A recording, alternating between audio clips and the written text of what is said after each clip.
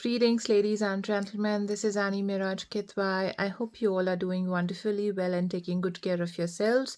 To know more about me, check out vertexthesolution.com. So, what I'm going to talk about today. Ladies and gentlemen, one of the most important parameter of decision making is I'm going to discuss in this video with all of you out there. Now, of course, I would not say that you're not familiar with it. You keep doing it in everyday life. Probably I also do this in everyday life. But have you ever thought about it that how it impacts your life as a whole?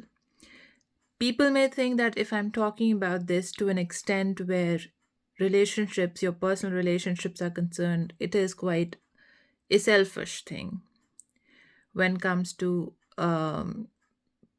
cultures and its practices, probably.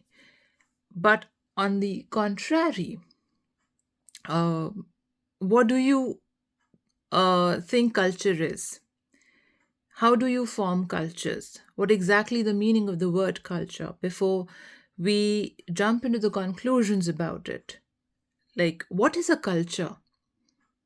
I mean, culture is something that makes us arrogant about, or it it makes us, you know, to demean others, or it is a practice which imbibe a positive approach towards self and others as well, a relationship which balances emotional maturity, respect, and love for one another, right? So, how do you define it? Now, I'm going to talk about social proof in this video. It's a very common phenomena, ladies and gentlemen. If you see on the social media these days, people require social proofs to make decisions about their life. In the same manner, out of the social media, we discuss things in peers, in our group settings, within family realm or professionally as well. And that discussion influences our decision making because we care as a human about the beliefs, the opinions, and whether they're genuine, they're not genuine, they're right, they're wrong, that's another thing because there is a cognitive bias in between. Anything cannot be 100% right or 100% wrong.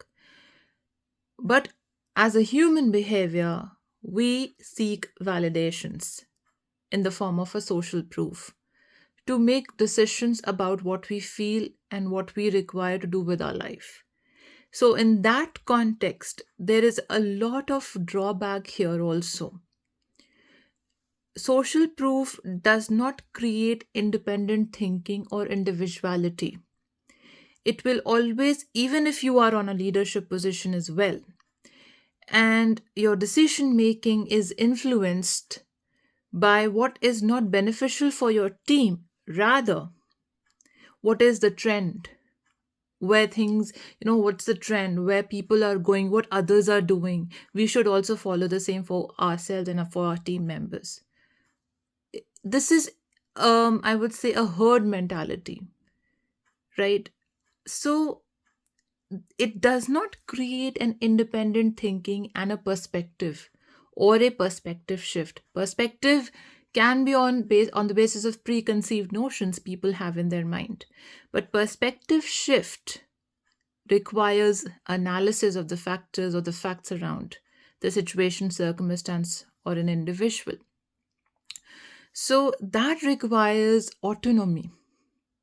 And here, when you are talking about making decisions based on social proof, for example, you want to buy a product, which celebrity is using that product? You're going to buy that product because probably it's a social proof that one particular celebrity is endorsing it. So the marketers, are grabbing your trust and your attention by putting that celebrity on the front page with that particular product. So Okay, or if your friend is going to buy that, you're going to buy that. If your friends are getting married, you will also want to get married because you seeing them that ways. I'm not going into this that what is right, what is wrong, what is this and that. What I'm talking about here with set of examples, that social proof in people's situation on factual grounds which affects the outcome of decision making. Now, decision making, what is decision making? Why you make decisions? Because you need an outcome of a particular situation or a circumstance, right? In easier terms. And that outcome should affect the objective for making that decision positively. The objective should be satisfied with the outcome. And this is what decision making is all about. And decision making is affected with social proof. So there are limitations attached with it.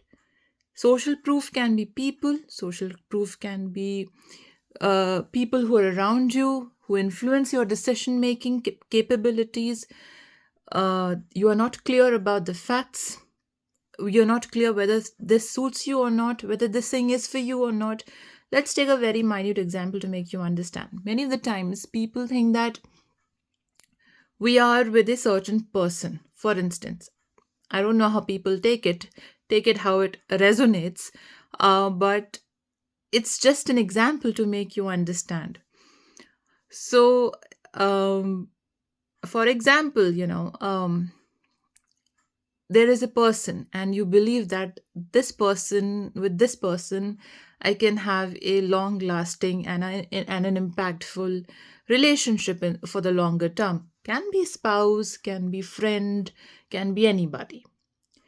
But as you move in with that particular relationship, or let's say for an employer also, professionally also, so you analyze and you understand there are certain issues around it. So there is a there was a perspective that if I will get into it, I will be finding good results or good outcomes. But once you are into it, you're not finding good results, or you're not finding it appropriate, or whatever be the reasons, or whatever the situation is, and it's affecting your health and many other factors around it, or it's affecting your life in some or the other way. You're not happy, you're not finding happiness around it, or whatever be the situation or the circumstance. It's just an example to make you understand about social proof. Now, you look for social proof around you. You look for social proof, what that person A might think about me, what that person B might think about me. I said I will be with this person. I have praised that person. Now things are getting sour, or things are not fine right now. And what person C or person D. So this is what is making your decision. You have time, you have energy, for instance, and if it is not, feasible for both the people there, and you believe that it's getting I would say toxic in some or the other way, or toxic for a single person in some or the other way, or not suitable for some or the other for a person in some or the other way, and you decided to go separately, or somehow you uncover the behavioral issues in that individual later on, as a friend, as an employer, or as a spouse, or as anyone. I'm not talking in specifics here, I'm talking about in general, right? So once you join a job in an organization, that you get to know now how things are there, right? Earlier you don't know. Then you try to understand everything around it, the environment and everything around it. And probably after some time you feel like, okay, I can do better there. My life can be more beneficial. My children may go into good school. My children will get good education. I will be able to support more better to my family members in a financial way. And, I can improve my life in some or the other way. Then what will you do? You will stick there for the rest of your life? Or you will also think about your family, your children, or, for example, for yourself, for your professional improvement, improvement of your skills or knowledge in that particular domain, for example. So you think that, okay, I can, be more at a more better place than what I am right now. So what will you do? You will require the social proof of your employers and your colleagues or your teammates there, or you will make a decision and take a call regarding that. It happens in relationships also. So I see majority of the people may agree with me right here. Yes, of course, you will change your organization and you will go to another organization where that organization can, definitely benefit you more, right? So don't take it otherwise, and don't take it in a negative way. But what I'm trying to say is here, either that organization should come at your level, or you are going to an organization which is of much higher level than you, that can give you what you are requiring, right? The skills, the knowledge, the expertise, or appreciation, or a boost. So in your career profile, for example, it's just a minute example. So that is how you make decisions, and those decisions affect your outcomes. For example, another example, you have to prepare for an exam, and there are 4 5 books available. So for that particular subject, there is one famous book which is advised by all your teachers. For example, you choose this book, this is a best book to study for this particular exam. Okay, my teacher had said that, my professor had said that I should go for this book. But you also find another books there for reference, and you think, why should I only study from this particular book? I'm finding this book also appropriate, right? I may find something new which my professors or teachers may have not found, or probably I may get far more knowledge with other book, which I if I prefer to read for this exam, and my answers will be, something very innovative, and it may shock, the outcome may shock my professors or my teachers too. There is a perspective shift required there for the teachers and professors to understand the learner as well, to understand that student as well. They themselves require social proof, because things were happening that, अरे हमारे तो professors ने हमें ऐसे ही पढ़ाया था, हम उन्होंने जो कह दिया हमने वही माना है, हमने वही करना है, पत्थर की लकीर है ये. एंड बच्चा जो है, स्टूडेंट जो है, वो भाई my professor is talking about things जो उनके ज़माने में होता था, एंड नाउ इट्स अ ज़माना where it's artificial intelligence and machine learning, and they are talking about कि हमारे टाइम में ऐसा होता था. तो the student and learner will get confused. क्या करूँ मैं, किस किताब से पढ़ूँ? वो उस किताब से पढ़ूँ जो मेरे प्रोफेसर बता रहे हैं, या मैं उस किताब से पढ़ूँ जो एक इनोवेटिव मेथड मुझे बता रहे हैं, जिससे I can also find something new in that particular subject और a domain. Perspective shift is required there. So the social proof have limitations, but also somewhere I would never compare social proof with something where you feel like it's a guidance for any individual. Most of the times you require it just to make decisions, and your decision making can be altered because the information will not be accurate there. So अगर आपको कोई decision लेना है, if you have to take any decision and then you need a positive outcome which can benefit you for that, the information accuracy should be higher. You're understanding what I'm trying to say? I've given many examples, so I hope I'm able to break it down here in this video. What is social proof and influence on your decision making?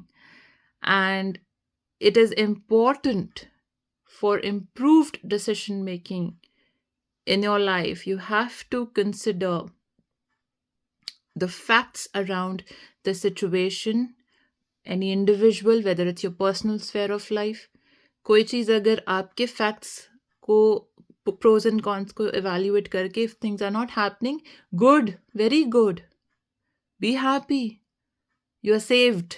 And if things are happening in the way you are expecting them to be, and they can benefit you, very very good, well done, brilliant, outstanding job, you don't require social proof there. This is what I want to convey. I hope this brings some sort of a clarity in many spheres of your life, what I'm trying to say here. So we don't require, to an extent, we don't require social proof for decision makings because it influences the outcomes that we may require. It may benefit. I'm not saying those people who may have an opinion, a celebrity is using that product, probably that celebrity uses that product, but it's not suitable for my skin type, for instance. So the his or her skin type might be different. So this is just an example for it. It's so we don't have to become a herd mentality. What everybody is doing, we should also do that. No, you should have your independent thought process and thinking for decision making for improved outcomes. This is what I want to say in this video. Thank you so much for watching and have a great day. Share your feedback. So share these videos, subscribe to my channel and press the like button. Have a great day. Bye bye. Take care.